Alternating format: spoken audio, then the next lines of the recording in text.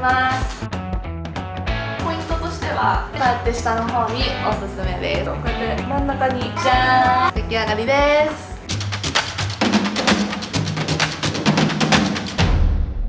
皆さんこんにちは。セナストリップティップスをご覧いただきありがとうございます。セナです。皆さんお気づきでしょうか？今回からなんと日本語で配信を始めます。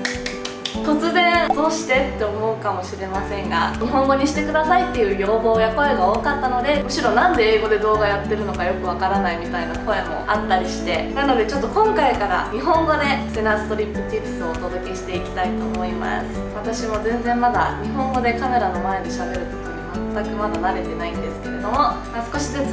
慣れていけたらなと思います。なので日本語版のセナストリップティップスもよろしくお願いします。皆さんちなみにですね、今回のこの動画からスリランカ編が始まります。前回の北海道編は全部完結して、今回からスリランカ編がまた始まるんですけれども、過去に撮った動画をまだ編集してない分をこれから皆さんにお届けしたいなと思っていて、その過去に撮った分は全部英語で話してるんですね。なので今から日本語の動画と英語の動画結構交互にめちゃくちゃに配信されると思うんですけれども、日本語で喋ってるやつは最近撮った動画なんだなと思っていただいて、英語で喋ってるやつは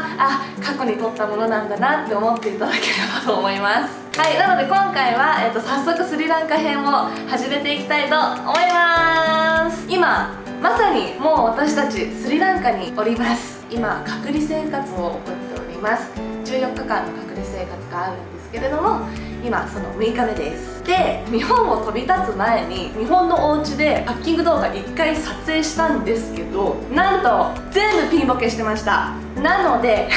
ここスリランカからパッキング動画をお届けしたいと思います。私たちですね、ノマド生活を今送っておりまして、家族で本来であれば世界中の国各国を数ヶ月間にわたって旅しながら暮らすライフスタイルを送っております。今回はたまたままたお仕事でスリランカに来ることになったので、今回は1ヶ月間スリランカに滞在することになりました。久々の海外への旅なんですけれども、せっかくなので私がいつもノマド生活を送ってる時に何を持っていくかとか、どういうパッキングをしてるのか、何をどれくらいの量持ってってるのか、そういったことを詳しく皆様にご紹介できたらなと思います。私前職が CA だったので、パッキングは結構慣れてる方なのかなと思っているので、かなり本当に自己流な技ですけれども、私の技が少しでも皆様の参考になればいいなと思っています。はい、というわけで早速なんですが、私のスーツケースをまず皆様にご紹介したいと思います。私の相棒です。じゃじゃーん、こちら私のもう長年愛用しているスーツケースでございます。90リットル入るスーツケースでして、東急ハンズブランドのものです。これ何がすごくいいかっていうと、まず容量がたくさん入ります。一見すごく細く見えるんですけど、なんか90リットルってたっぷり物が入るので、長期で海外に行く方でも使えると思います。もう一個すごく大きな点は軽いんですよね。すごいもう片手で簡単に女性でも持ち上げられるぐらい軽いんですね。で、あとこのタイヤもね、すっごくスムーズっていうかコントロールしやすくって、持ち運びもすごく簡単なので、もう総合評価私的には100点です。いろんなスーツケースこれまでに使ってきましたが、やっぱこれが今のところ私的にベストかなと思うので、スーツケースが欲しいなーっていう方は候補にしてみてください。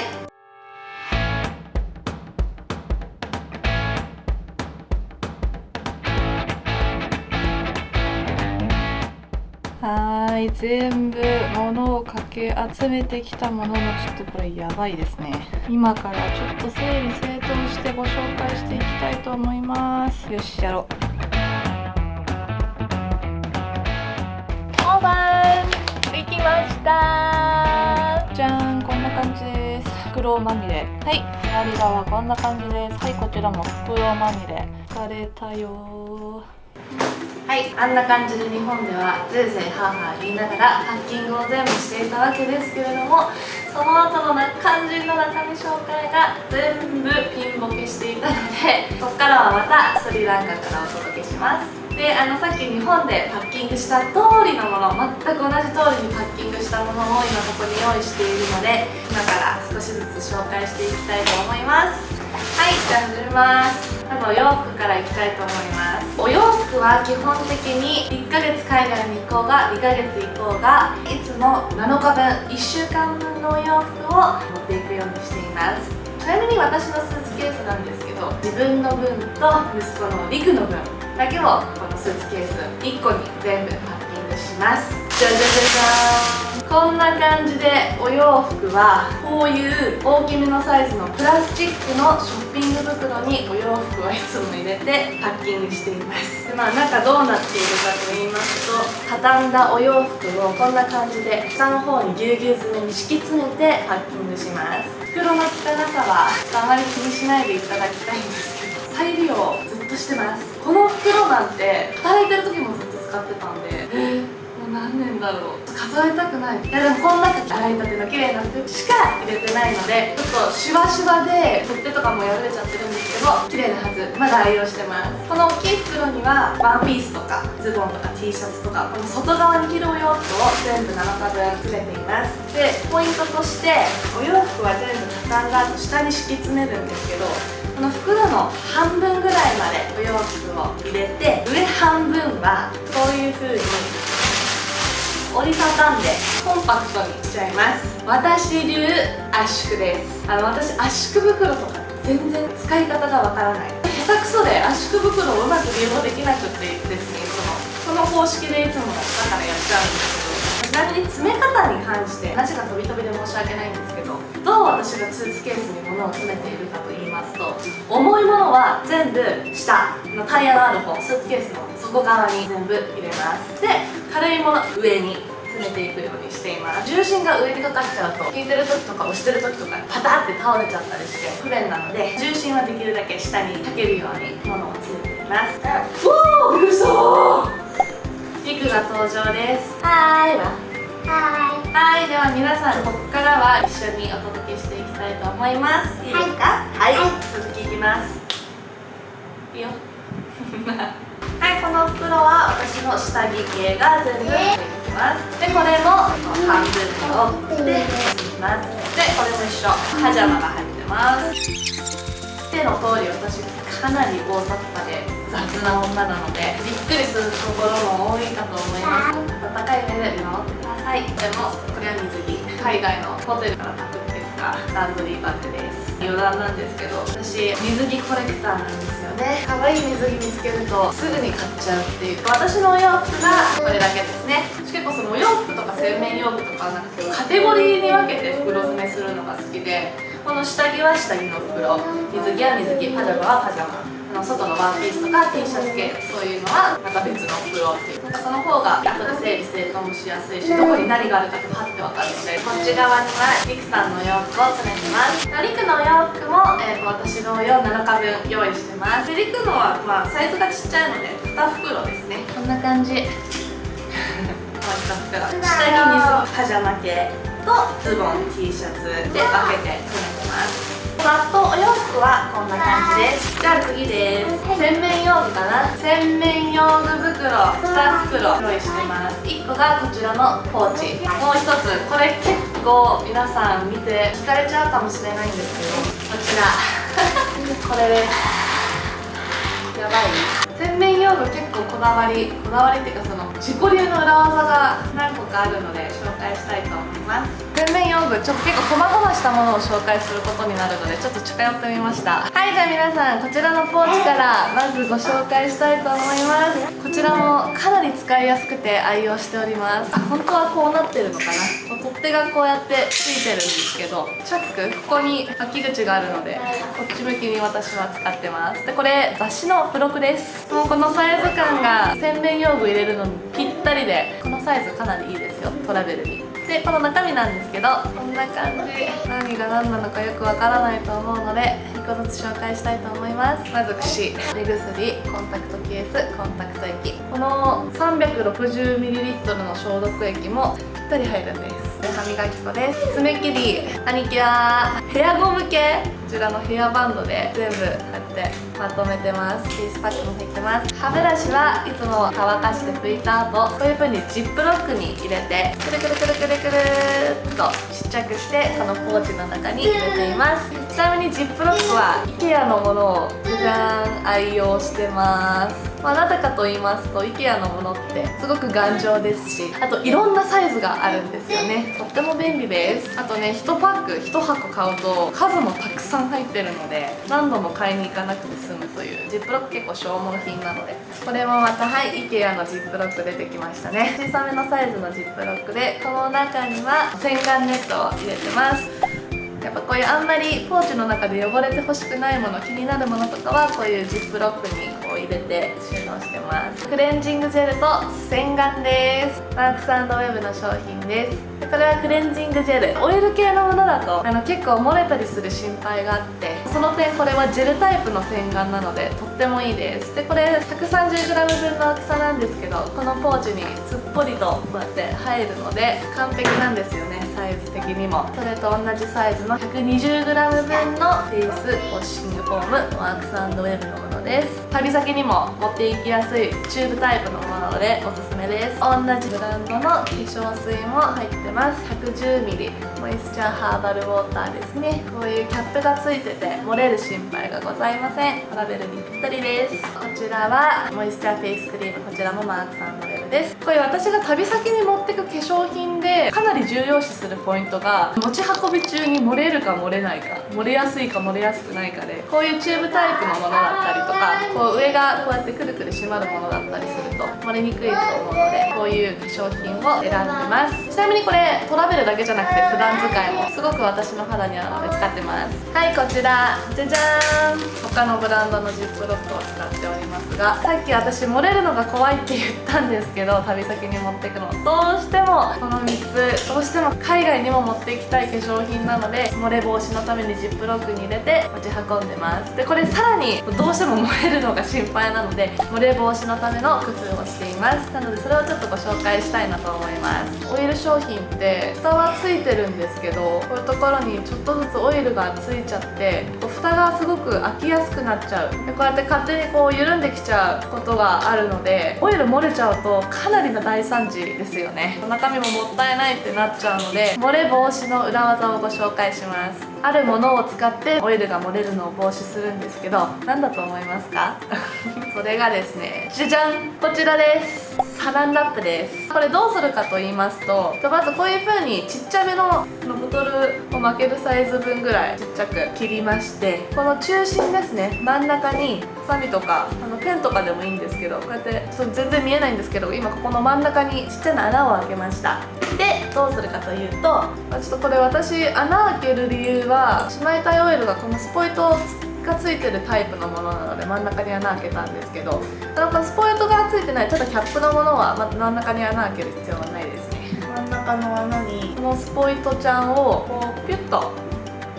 こんな感じで差し込みます。でスポイトをこのボトルにこうやって落として蓋を閉めるだけで蓋が閉まりました。このサランラップが蓋とボトルの間に挟まってることにより、この蓋がねすっごいきつく閉まるんですよ。硬く閉まるんです。力を入れないと開かなくなるぐらいしっかりと蓋が閉まってくれます。なので勝手にそのオイルのヌルヌルのせいでこう蓋が緩んできちゃったりすることがないので漏れないんですね。でこの下に余ったサランラップはこうやって下をキュッキュッキュッってこうやって絞っといてあげるとより安心かなと思います。こんな感じです。この技使い始めてからオイル系の化粧品一度も私旅先で漏れてたことはございません。ある旅の YouTuber さんがこの裏技を紹介してたので、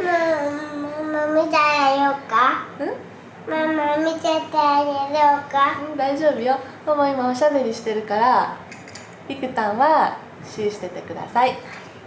ありがとうございます。ありがとうございます。そう旅 YouTuber さんが紹介してるのを数年前に見て、それを真似してやってる技です。皆さんぜひこれ本当に試してみてくださいね。オイル系に限らず何でももしこういうクリームとかも漏れるのが怖ければサランラップ間に挟んで蓋閉めると漏れなくなるので、もう何にでも使える裏技なので本当におすすめです。です。他のオイル商品も全部サランラップしてます。で、私はさらにこうやってジップロックに入れてしまってます。この一式セットを作っておくととっても楽です。はい、出来上がりです。完成で、もう1個がこの皆さん衝撃を受けたであろうこのジップロック、じゃじゃーん。これも洗面用具の一部なんですけど、これもちなみに IKEA のジップロック、大きめのサイズのジップロックを使っております。何が入ってるかというと、このポーチに入りきらなかったもの、大体いつもこの3つなんですけど、をこのジップロックにしょうがないので入れてます。1個はマウスウォッシュね。で、この2つ、もう2つ、はい、ご覧の通り 500ml のプラスチックのペットボトルなんですけど、こちらなんとシャンプー&リンスですびっくりしますよね、この見た目の悪さ。でも旅は見た目よりも便利さと漏れない重視なので、ちょっとこういう形にして私はいつもシャンプー&リンス、お気に入りのシャンプーとリンスを日本から持ってきています。飲み終わったペットボトル 500ml のペットボトルを洗って乾燥させて、その中に袋売りされてる詰め替え用のシャンプーとリンスを買って、その中身をこのペットボトルに入れています。私が海外に持っていきたいお気に入りのシャンプーが、パッケージがですね、全部こういうポンプ式のもので、もうあれこそ潰れたりすると中身がこうポンプが押されちゃって出てきちゃったりして漏れたりするので、これだとキャップをギュッと閉めておけば絶対に漏れないので、今まで漏れてたことは一度もないのでおすすめです。これ結構友人とかにもびっくりされます。何それみたいな、いいんですはい、じゃあ以上洗面用具でした。はい、あとは何だろう、靴はこういうレジ袋に入れてます。どうせ靴結構汚れちゃうので、こういうプラスチックのレジ袋に入れて持ち運んでます。スニーカーは履いていきます。機内にかさばっちゃうので重たいし。ちなみに皆さん、海に行かれる方、旅先でこの靴すっごいおすすめで、 Amazon で買ったんですけど、この後ろが厚底になってて、でこの外側が水着の生地みたいなウォータープルーフな生地になってるので、これ履くと気がしないので、すごいおすすめです。マスク50枚入りの箱を入れてます。じゃじゃ